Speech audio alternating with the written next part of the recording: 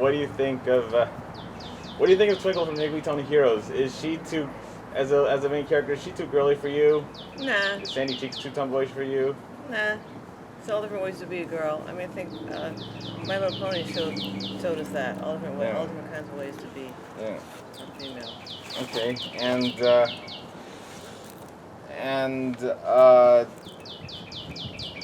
okay, so well, do you think? Okay, well, since so how come Twinkle isn't too girly for you? Why do you think she's a good character and a great character when it comes to being a main character in Higglytown Heroes? Do you think? Wait, answer.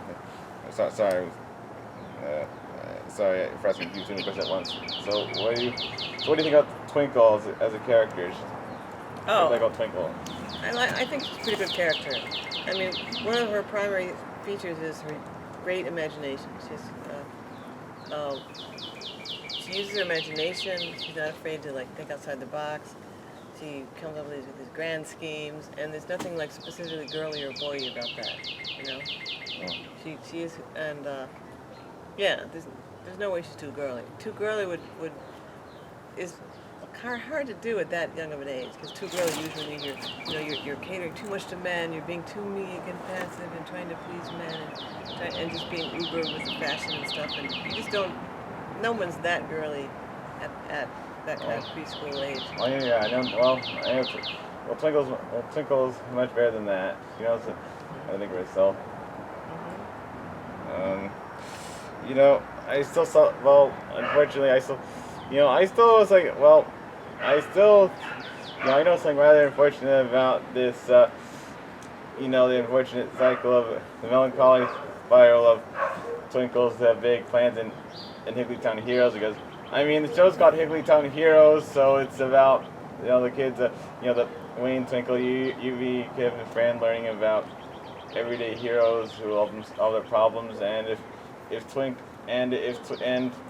Twinkle's plans actually worked and helped them solve the problem, then they wouldn't need any Higglytown Heroes to fix their problem. But I still think Twinkle's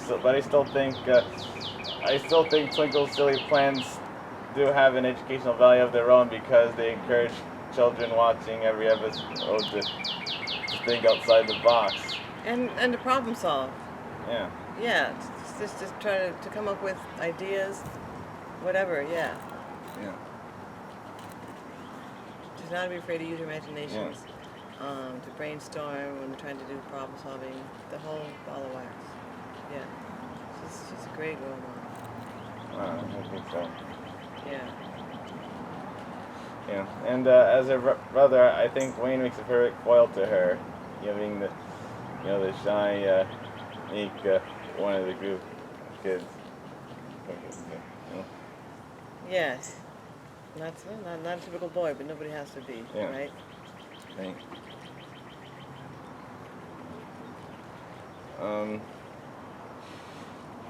Oh yeah. Well, in the Patrick Star Show, do you think any Patrick has any character traits to differentiate him from SpongeBob that would make the Patrick Star Show interesting, or give it a different flavor of comedy from SpongeBob SquarePants? Yeah, he's not the same as SpongeBob. I mean, Patrick is kind of dumb, but SpongeBob and Patrick aren't Dumb and Dumber. And SpongeBob has his primary character isn't dumb. It's like he's so optimistic and cheerful and naive, and he's not the same character as Patrick, right? So they're not replicating the same thing with him. I mean, there's a lot of overlap between SpongeBob and Patrick, but they're not enough the same for it to be redundant. Yeah.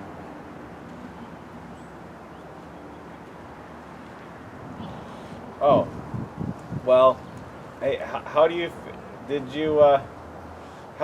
feel about Space Jam? Were you offended by how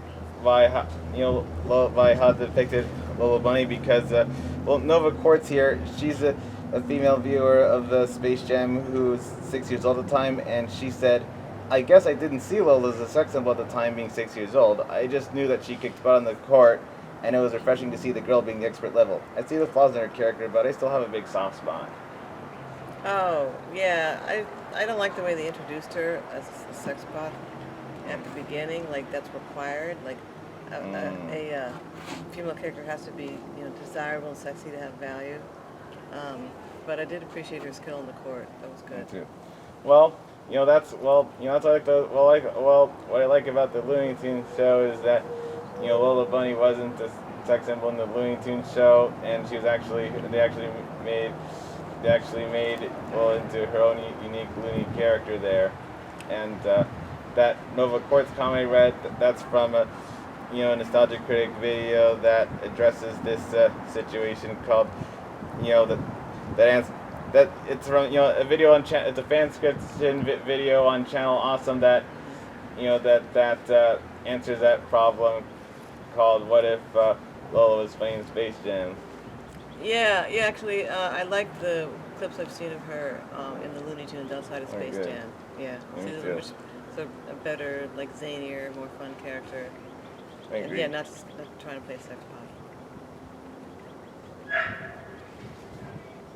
So you did or didn't like her in the first Space Jam movie? Did you? Space Jam was the Did you like first the time movie at all? Yeah, Space Jam was the first time I'd ever seen her, so I didn't have any preconceived notions about her. So I did notice the sort of split between, she's got to be sex bot on the one hand, but very capable on the other hand, and that's the kind of thing we see in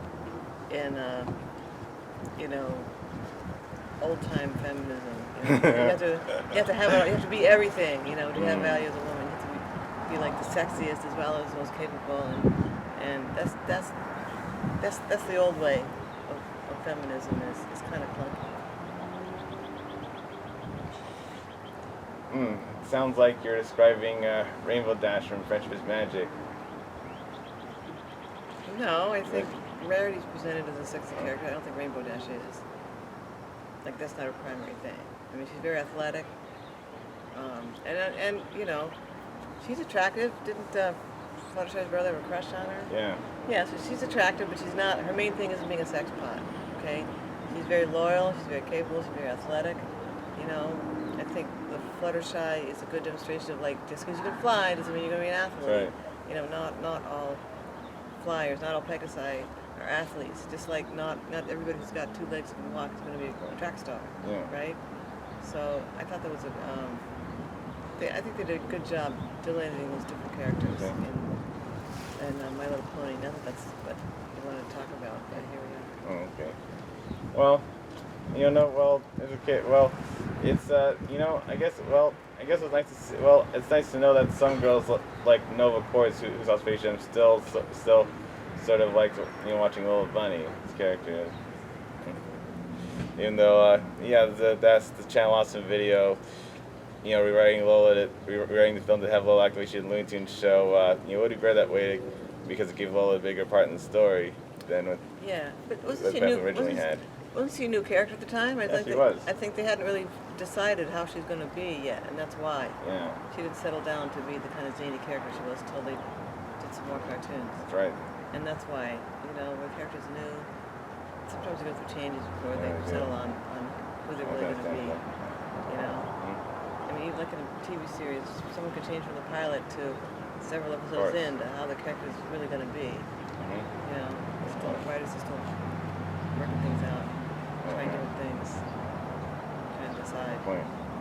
And different writers come in and have different ideas too. Yes, they do. Yeah. Oh, one last question. Do you think Higglytown Heroes should qualify for the female leads collection in Disney Plus among other Disney Junior shows such as Sophia the First, Elena of Avalor, Doc McStuffins, and Mira Royal Detective? No, because it's an ensemble, and the focus are the adults who are the Higglytown Heroes for each episode. I think among the kids, it's even though Twinkle's the most memorable of the ensemble, she's not enough of a main character like Sophia, for example. Oh, good point. Yeah, so no. I think it easily retool it to make it that way, but they haven't. Yeah. Okay, and what about Darby from My Friends Tigger and Pooh? Oh, well, maybe. I guess I guess Pooh's the main character, but as far as females go, Darby is, once they replace Chris Ron with Darby. Yeah, Darby is the main human character who solves the Yeah. Super Sleuth mysteries with Pooh Yeah, and Tigger. that's a bit of a stretch, but less of a stretch than Twinkle. Yeah. Well, I think Twinkle and Darby are both very fun, entertaining, memorable, unique female leads, and Liliana Mumia and Chloe Grace Moretz are both very memorable child voice actors who voiced them and are still acting today as young adults. Yeah. And they're both they both used to be very cute then in itself. Then they're still very cute now. You say so. I haven't seen them as live people. Well, that's all, folks. I hope you enjoyed this bonus video about whether or not Twinkle qualifies as the female lead in Higglytown Heroes, among other things. Yeah, sorry I don't agree with you. But thanks for the interview. Thanks for the opportunity. You're welcome. But I thought Rainbow Dash had the best tone booty of the main 6 mares. I no comment. They're ponies. Come on, they're ponies. Well, that's why I thought Rainbow Dash was the most attractive and capable. Well, she's athletic, so athleticism is attractive. Yes, athleticism is attractive. Not since the 50s have women been expected to be all soft and not athletic. So, yeah, athleticism, being well-toned is very attractive, for sure. Yeah. So, I get that. Athleticism.